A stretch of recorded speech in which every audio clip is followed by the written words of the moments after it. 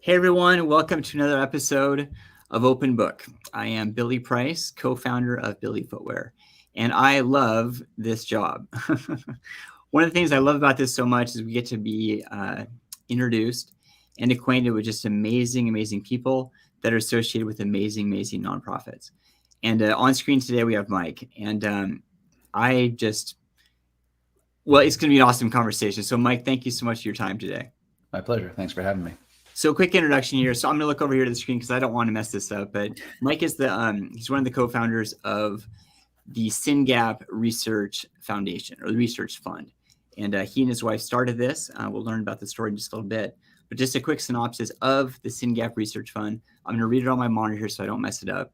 It's a global group of families committed to accelerating the science to cure SYNGAP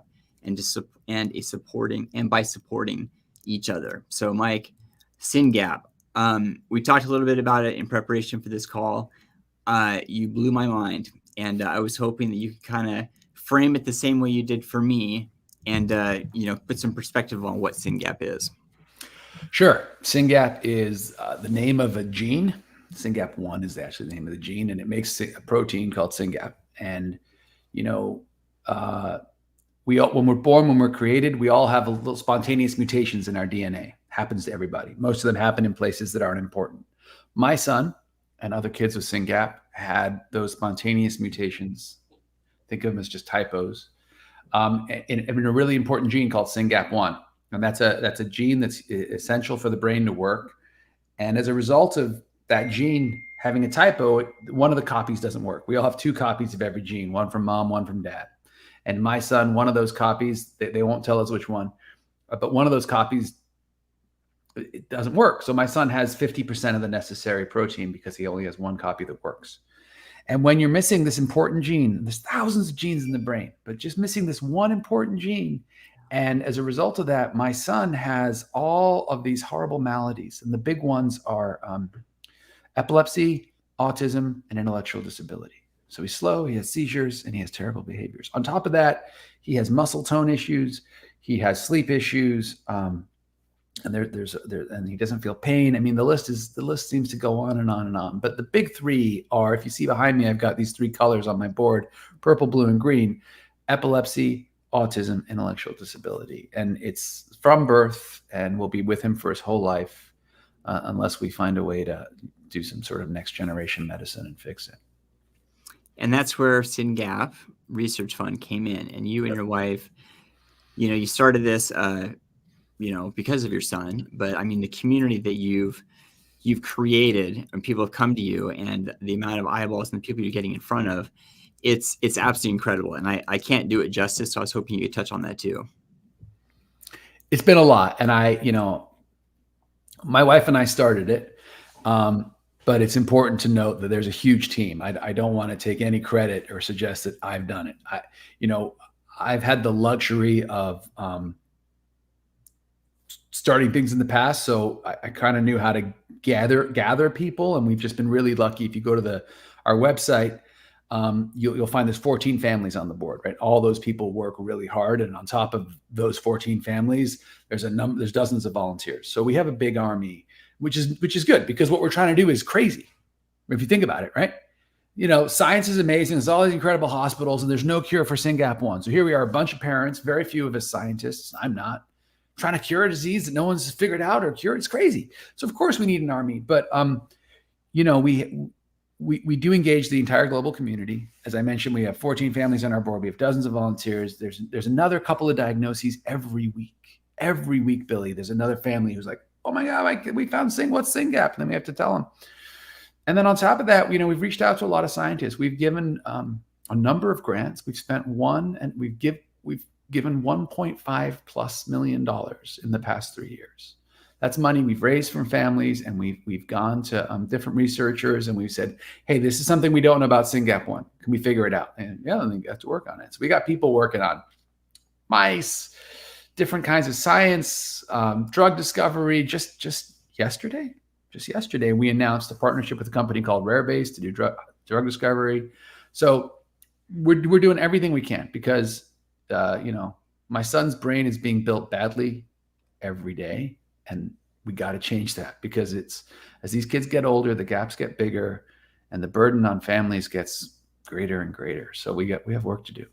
Yeah. I don't know if I answered your question, Billy. I'm No, sorry. you totally did. I mean, it's just, it's so big. It's just a matter of trying to wrap your arms around it. And Yeah. you pointed out the website. I mean, your website, I've gone through there. There's so much information, and it's such a beautiful website. I mean, it's such a hard problem, but it's such a beautiful website, because it's the part that I was so inspired by is like the warriors. I mean, all the kids. I mean, you've listed all the kids.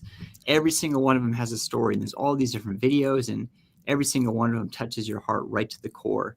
Yeah. And I mean, even the video for you and your wife and your son, you're talking about, I think that video is a number of years old. It was right after you got diagnosed, maybe in 3 years ago. 4. Yeah. And how old is he now? 7. Okay. Yeah. 7.5. And you're touching on how, well, I mean, what's the routine? I mean, it sounds like he gets up at the same time each morning to have a conversation. Good question.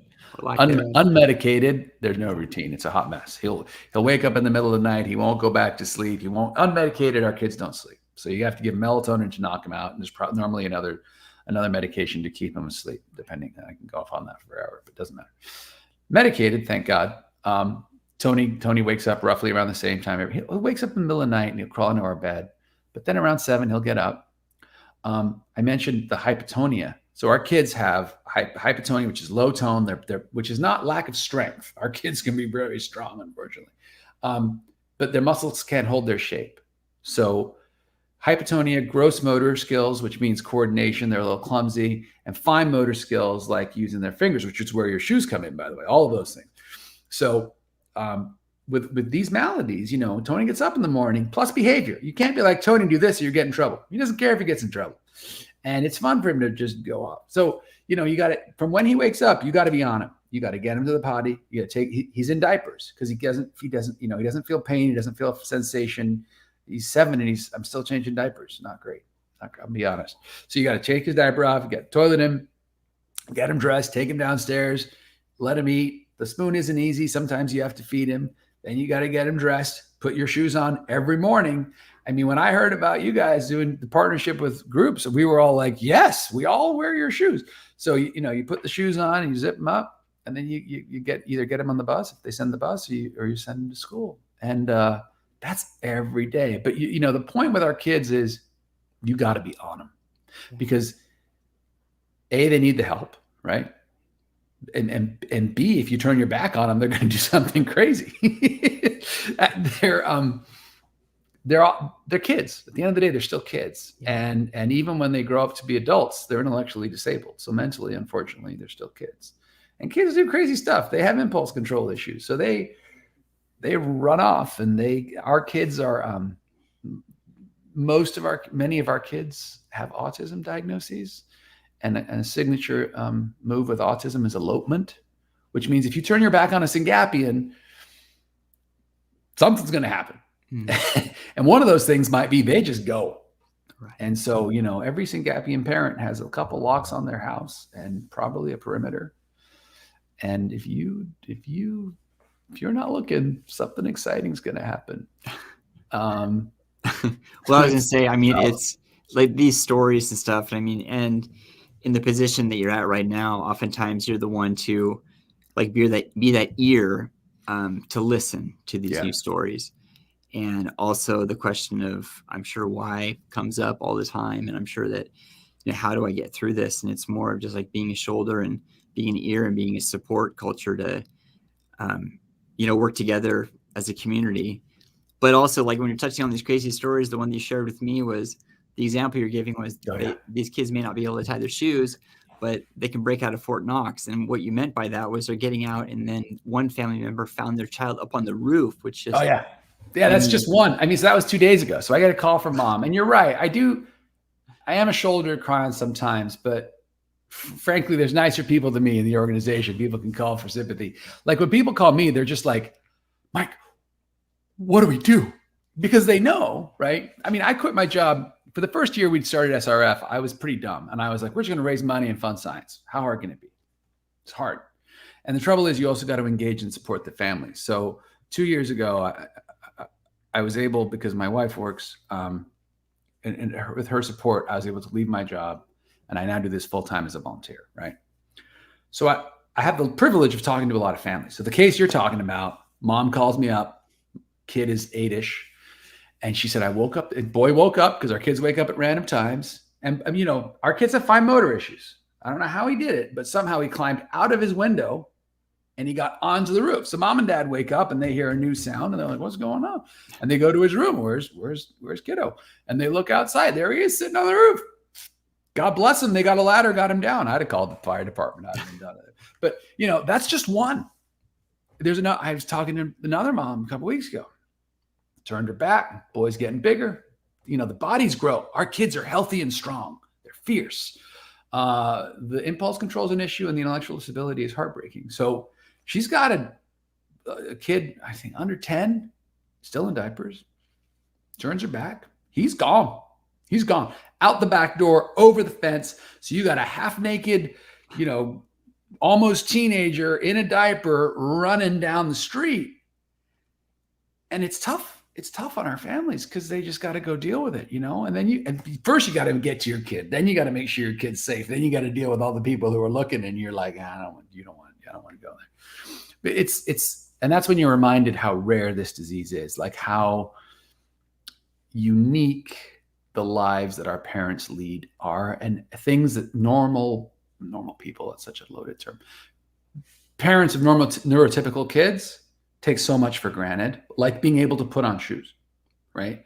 Like just, I was talking to a friend yesterday. I said, I'm gonna do this cool interview with Billy tomorrow. And she was like, Billy, I was like, yeah, the footwear, like those that Tony wears. She's like, oh my God, I bought 30 pairs of those for my kid. And I'm not making this up. You're not paying me to say this. This is just true. Like in the special needs community, our kids, you started this because you had a neck injury and shoes are something you couldn't overcome. But our kids are born and always unable to get the fine motor together to tie a shoelace. It's actually harder than people realize. And so, what's wonderful about your product and why I'm so happy to have this link to share with my people and to tell people about it is it's one less thing that our parents get to deal with. They just buy your shoes and they just zip them up. Kids got cool looking shoes on, as opposed to either sitting there and hoping to God you can tie a shoelace while they're wriggling around, which is hard to do, and they're just going to come undone anyway, or something else. And so, it's a hard life for our families. I'll be honest. And SRF works every day to develop therapies to make it easier to help our kids. But in the meantime, we got to support parents who every day are loving a beautiful soul and a healthy body with a slightly broken brain. And, it's a lot, but it's what we got to do. It's why we're here. Yeah. I mean, there's that gravity, and then there's just the quote, like normal, like day to day, where you have to go to work to put food on the table. Yeah. And it's just so much. And you touched on it a little bit earlier. It's all volunteer. Like I said, research fund. It's all volunteer. The entire community you guys have created and coming together, the community, and it keeps growing. And like the word gets out. It's all volunteer, and people putting in the sweat and blood and tears to be able to search for that answer. And I know you have a lot of fundraising going on. You were mentioning a very interesting one coming up, something about Tesla. Yeah. So we have a dad in Pittsburgh, actually whole family. Mom's actually on our board, and God bless this family. They have 3 boys. One of them has SYNGAP, Emmett. Very severe. I mean, our kids have some of them are incredibly severe. Some of them are just have SYNGAP, which is bad, and some of them are milder. But Emmett is unfortunately a pretty severe case. He has hundreds of seizures a day untreated. I mean, when he was growing, they changed the meds. He had so many drop seizures. A drop seizure is where you suddenly just lose all tone in your body and you fall down. So if you can imagine, little boys just walk in and something happens with his meds and he starts having so many drop seizures, he doesn't try to walk anymore because he's tired of hitting his head. He starts crawling, right? But this family, I mean, amazing people. They're raising their boys, taking care of Emmett. They're working with SRF. Mom is a real leader in the community, gives a lot of advice to a lot of parents. And dad has a YouTube channel, UFD Tech. Hundreds of thousands of followers. If you want to know anything about computers, UFD Tech. But he did a fundraiser for us last year, 24-hour live stream. Raised $40,000 for a research grant. Just doing silly things. I mean, he's a funny guy. But this year, I was like, well, how are we going to do this year, Brett? He's like, he's like, I bought a Tesla. I'm like, you bought a Tesla? He's like, yeah. I got to start a YouTube channel. He's like, and we're going to drive this Tesla from New York to LA. I'm like, all right. He's like, it's called a Cannonball, Mike. I'm like, cool. And we're going to live stream the whole thing and do a bunch of silly things. And I'm like, who's going to drive for 3 days? He's like, it's him and 3 dads. So it's him, 2 other wonderful dads, Peter and Kevin, and they're going to drive and live stream across America. And that's October 6th. And they're going to raise some money for a drug discovery grant we're doing. So, this life is hard, and supporting these families is a real privilege. And some of the people I get to work with, like Brett and Sydney, and some of the stuff I get to work on, like this Cannonball, the UFD cure, it's just cool. It's just people facing lives none of us imagined, and being like, all right, I'm here, let's deal with it. Kind of like you did. You got a neck injury. You're like, I'm going to start a footwear company. How does that work? Yeah, it didn't quite happen that fast, but it does, because you got to keep going forward. It's like, it's not. Yeah. There's so many things in this world we don't have control over. Pretty much everything we don't have control over. But the only thing we do have control over is how we respond to any given situation.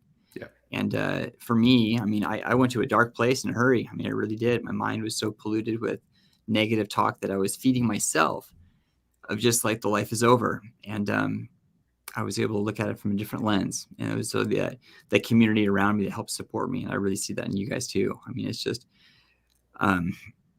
there's a lot of cloudiness out there. And I'm sure there's lots of people just calling with confusion, just to voice their just frustration at just the planet. But at the same time, it's just like, we're all in it together somehow. And we're going to get through it together. And I mean, it just seems like the strides you guys are making have just been pretty instrumental, and you're going in the right direction. Thanks. Yeah, I'll just say one thing. I know we're slightly over time, but I think it's important. The work we do is important, because I really believe that science is at a place where we can take these funds and get therapies faster for our kids.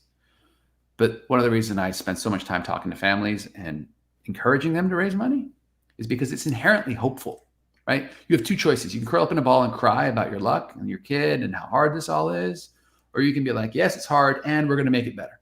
And just the act of doing something and volunteering and fundraising, it forces you to accept it in a small part of your brain. There's hope that things can get better. Yeah. And then we just got to grow that part, Yeah. Well said. Well said. So let's put the links back up so we can point traffic your way. So you have the website. You have everything.org. Yep, exactly. And then social. Cure SYNGAP 1 everywhere. LinkedIn, Facebook, TikTok, YouTube. I don't even know all the places. Twitter. Well, you have your podcast as well. All those videos we were talking about earlier. Just incredible content to build just a great community to really tackle this challenge. And we're going to get it done. Thanks for saying that, Billy. I appreciate it.